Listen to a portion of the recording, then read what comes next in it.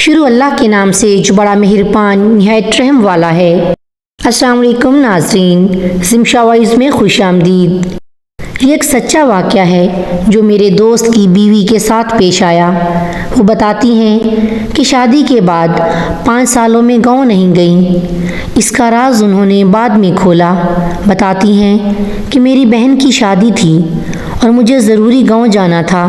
اس سے پہلے بھی کئی دفعہ گاؤں جانے کا ارادہ کیا، لیکن پھر ملتوی کر دیتی کیونکہ میرا دل نہیں کرتا تھا، لیکن اب بہن کی وجہ سے جانا پڑا۔ جب وہاں پہنچی تو وہاں ایک رونق لگ گئی۔ اگلی صبح رشتہ داروں سے ملنے نکلی تو راستے میں کسی نے پیچھے سے میری چادر پکڑ لی۔ پیچھے مڑ کر دیکھا تو میرے سامنے ایک فقیرنی کھڑی تھی جس کا میلا لباس، خشک ہونٹ، گندے بال تھے۔ اس کو دیکھ کر مجھے ایک جھٹکا لگا کہ یہ تو وہ تھی جس کے حسن پر پورے گاؤں کے لڑکے فدا تھے، جس کے سر سے کبھی دوپٹہ نہیں اترا تھا، مگر آج وہ دوپٹے سے بے نیاز کھڑی تھی۔ میں اسے پورے 5 سال بعد دیکھ رہی تھی۔ وہ میری بہترین دوست سیما تھی، جس سے میری 17 سال پرانی دوستی تھی، جس کے بغیر میرا اور میرے بغیر اس کا دل نہ لگتا تھا اور نہ ہی وقت گزرتا تھا، جس کی وجہ سے میری بڑی بہن میرے سے چڑھتی تھی کہ مجھے لگتا ہے کہ میری جگہ اس نے لے لی ہے، اور کہتی تھی کہ تو میری کم اس کی سگی بہن زیادہ ہے۔ سیما ہمارے گھر کا ایک فرد تھی۔ جب ہم بڑے ہوئے تو ہماری شادی کی باتیں چلنے لگیں، لیکن وہ بہت گھبراتی اور فکر مند تھی کیونکہ وہ چاہتی تھی کہ ہماری شادی ایک ہی گھر میں ہو۔ وہ شادی کر کے کہیں مجھ سے دور نہیں جانا چاہتی تھی۔ ایک بار شادی میں ہم لوگ شریک تھے تو ایک خاتون ہمارے پاس آ کر ہمارے نام پتے پوچھنے لگی۔ میں نے اس بات کو زیادہ اہمیت نہیں دی، مگر کچھ دنوں بعد وہ خاتون اپنے دونوں بیٹوں کا ہمارے لیے رشتہ لے کر آ گئیں، بڑے بھائی کا میرے لیے اور چھوٹے بھائی کا سیما کے لیے۔ میرے گھر والوں کو رشتہ بہت پسند آیا اور انہوں نے ہاں کر دی۔ سیما کے گھر والوں کی طرف سے بھی ہاں ہو گئی۔ شادی کے دن قریب آ گئے۔ میری بڑی بہن نے مجھے سمجھایا تھا کہ اب تمہارے سیما کے ساتھ 2 رشتے ہیں، دیورانی جٹھانی کا رشتہ جو نہایت نازک رشتہ ہے۔ اب تم لوگ ایک ساتھ رہو گے، تم دونوں کو ہر بات میں بہت برداشت سے کام لینا ہوگا۔ میں نے بہن کو کہا کہ ایسا کچھ نہیں ہوگا جو آپ سوچ رہی ہیں، میرا اور سیما کا ساتھ بہنوں جیسا ہے۔ ہمارا تو سالوں کا ارمان پورا ہو رہا ہے۔ ہم دیورانی جٹھانی بعد میں ہیں، دوست پہلے ہیں۔ میں اور سیما شادی کر کے اس گھر میں پہنچ گئے۔ زندگی بہت خوبصورت ہو گئی تھی۔ شادی کے 1 سال بعد میری گود میں میرا بیٹا اور سیما کی گود میں اس کا بیٹا آ گیا۔ میرے میاں کی نوکری شہر میں لگ گئی تھی۔ وہ پڑھے لکھے تھے، اس لیے ان کو شہر میں ہی نوکری ملی۔ وہ ضد کر رہے تھے کہ میں اور میرا بیٹا ان کے ساتھ شہر چلیں، جبکہ میرا دل کسی صورت شہر جانے کے لیے راضی نہیں تھا۔ آخر میرے شوہر شہر چلے گئے۔ جب وہ آتے تو خوب سارے تحفے لاتے۔ ہماری ایک بیٹی بھی ہو گئی۔ میرا بیٹا 4 سال کا ہو گیا تھا۔ جس گھر میں ہم رہتے تھے، اس گھر کے بیچ میں ایک چھوٹی سی دیوار تھی۔ ایک حصہ میں اور ایک حصہ میں سیما رہتی تھی۔ یہ حصے تو بس نام کے تھے، ورنہ ہم اکٹھے رہتے تھے۔ میں دوبارہ امید سے ہو گئی تھی، مگر سیما کے ہاں ایک بیٹے کے بعد دوبارہ اولاد نہیں ہوئی۔ اس بار میرے شوہر نے ضد پکڑ لی کہ تم میرے ساتھ شہر چلو، یہاں اکیلی کیسے رہو گی، اور بڑے بیٹے کا داخلہ بھی اسکول میں کروانا ہے۔ میرے سسرال والوں نے بھی کہا کہ وہ ٹھیک کہہ رہا ہے، ناشکری مت کرو۔ سب کے سمجھانے پر مجھے مجبوراً ماننا پڑا، مگر میں دل سے خوش نہیں تھی۔ طے یہ پایا کہ میں ولادت کے بعد شہر چلی جاؤں گی۔ جس دن یہ فیصلہ ہوا، اس دن سیما میرے پاس آئی اور اداسی سے بولی کہ تم چلی جاؤ گی تو میرا دل کیسے لگے گا۔ میں نے اس کا ہاتھ پکڑ کے اس کو سمجھاتے ہوئے کہا کہ انہوں نے وعدہ کیا ہے کہ وہ ہر مہینے مجھے تم سب سے ملوانے آتے رہیں گے۔ اس نے کہا میں تم کو بہت زیادہ یاد کروں گی۔ میں نے کہا کہ شہر کون سا دور ہے، تم مجھ سے آ جایا کرنا ملنے، میں بھی آ جایا کروں گی۔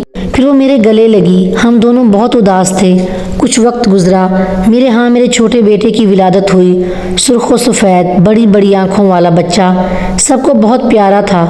میرے شوہر نے کہا تم نہیں جانتی تم نے مجھے بہت بڑا تحفہ دیا ہے۔ इस बार तैयार रहना, मैं आऊँगा तो तुम सब मेरे साथ शहर चलना।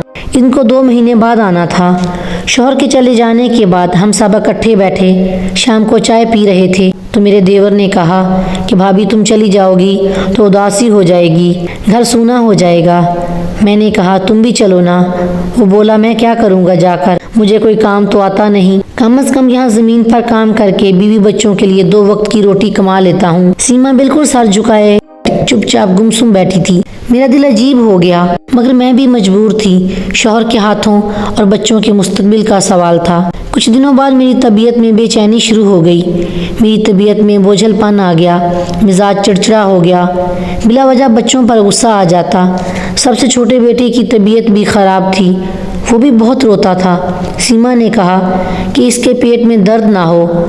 हम दोनों इसको डॉक्टर के पास क्लिनिक में ले गए। डॉक्टर ने इसको दवाइयाँ दे दी, इसको थोड़ा सा आराम आया, लेकिन रात को फिर इसने रोना शुरू कर दिया। मैं, सीमी और मेरे देवर हम सब इसको चुप कराते कराते थक गए, लेकिन वो चुप होने का नाम नहीं ले रहा था। समझ में नहीं आ रहा था कि ये क्यों इतना रोता है, कि पहले तो कभी ऐसा नहीं हुआ। वो अब कुछ कमज़ोर भी हो गया था। हम दोबारा डॉक्टर के पास ले गए। डॉक्टर ने कहा मैं कुछ दवाइयाँ दे रहा हूँ, इससे फ़र्क आ जाएगा। इन दवाइयों से इस बच्चे को काफ़ी आराम आया तो हमें सुकून मिला।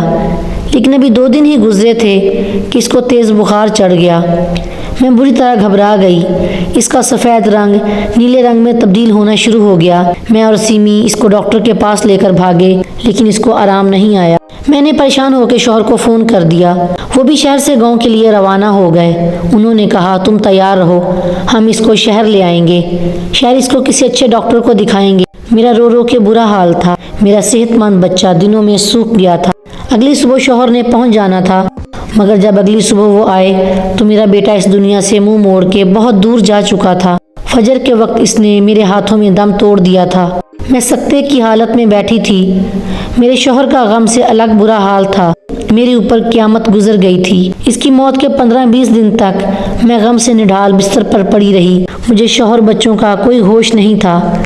सब कुछ सीमी ने संभाला हुआ था। अभी बेटे का सदमा कम नहीं हुआ था कि मेरी अम्मी भी इस दुनिया से चली गईं। मैं बिल्कुल टूट के रह गई। मेरे शौहर को दफ्तर से फ़ोन आ गया, इनका शहर जाना ज़रूरी था।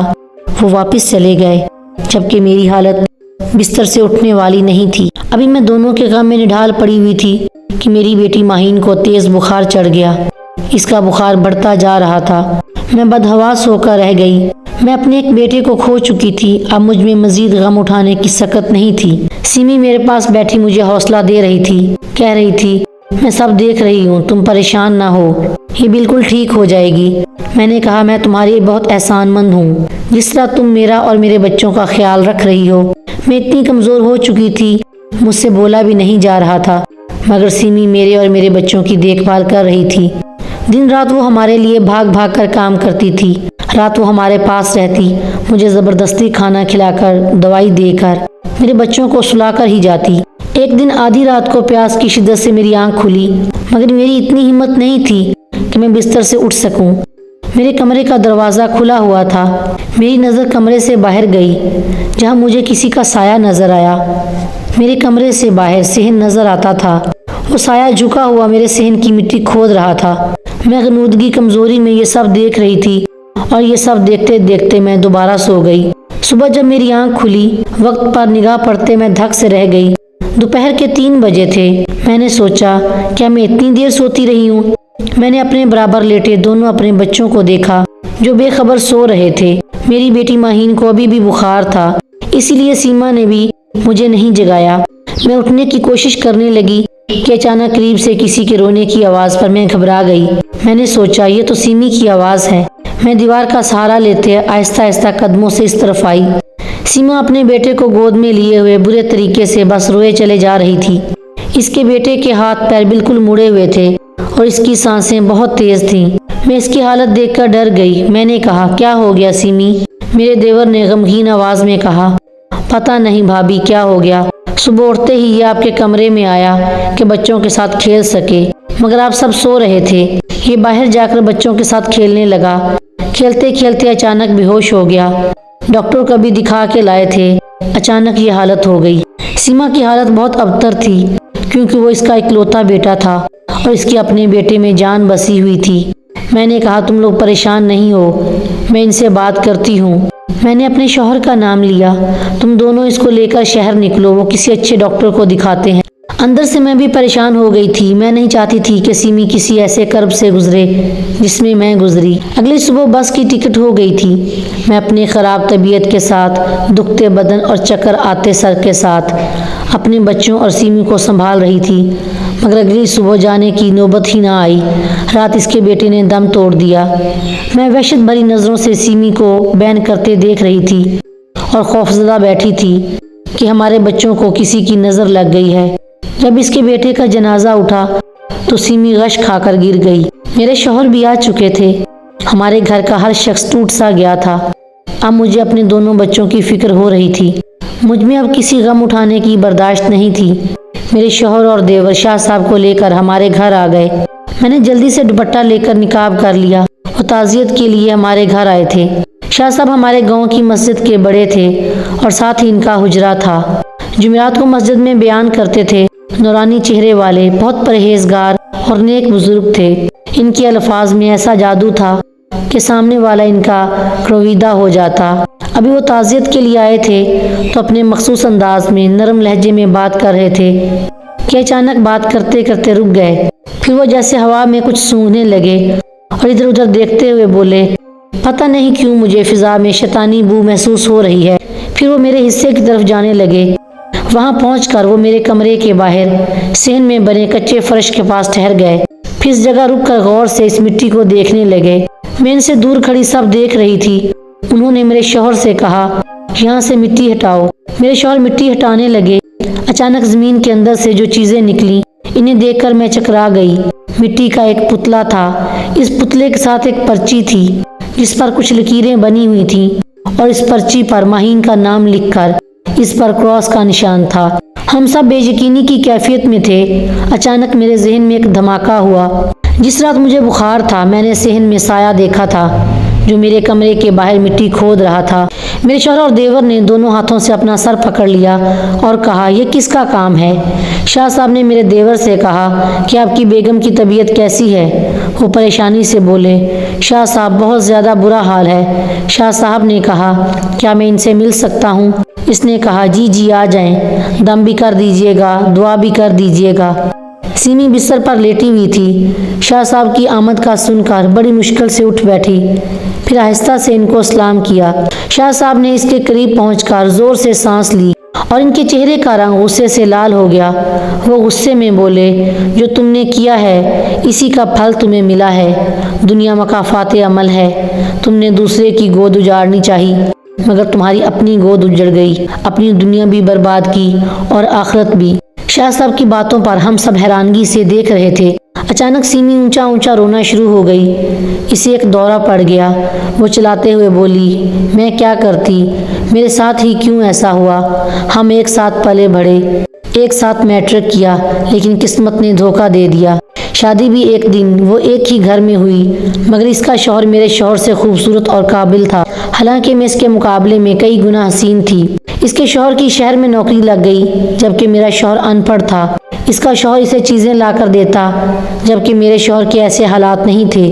پھر میرے ہاں ایک بیٹے کے بعد کوئی بچہ نہیں ہوا جبکہ یہ 3 بچوں کی ماں بن گئی۔ اب جب بچے بڑے ہو رہے تھے تو اس کے شوہر کو اپنے بچوں کے مستقبل کی فکر ستا رہی تھی۔ وہ ان کو تعلیم یافتہ بنانا چاہتا تھا اور اس کو شہر لے جا کر عیش و عشرت میں رکھتا اور میں یہیں رہ جاتی۔ یہ وہاں جا کر اچھی زندگی جیتی، شان و شوکت سے رہتی اور میں یہاں معمولی زندگی بسر کرتی۔ یہ باتیں مجھ سے برداشت نہیں ہو سکیں۔ میں روز اخبار پڑھا کرتی تھی۔ اخبار میں ایک اشتہار آیا جو کالے علم کا ماہر تھا۔ میں نے اس سے خط کے ذریعے رابطہ کیا۔ پہلے میں نے اس کے بڑے بیٹے کو راستے سے ہٹایا، پھر میں اس پر عمل کروا کے اب مجھے اس کی بیٹی کو ہٹانا تھا۔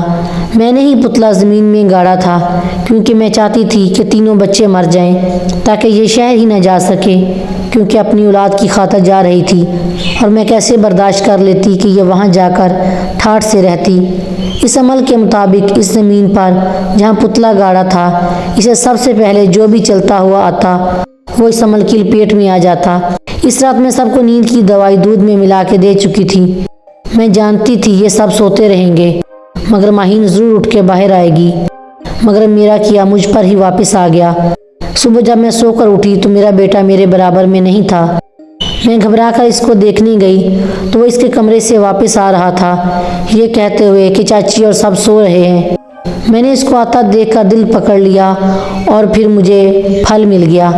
वो रोती हुई अपना सर पीटती हुई चीख रही थी और मैं बेयकीनी से सिमी को देख रही थी। मुझे लग रहा था जो मैंने सुना है वो गलत है। मेरा दिल कर रहा था मैं चीख चीख कर रोऊं कि क्या कोई इंसान हसद में इतना भी गिर जाता है।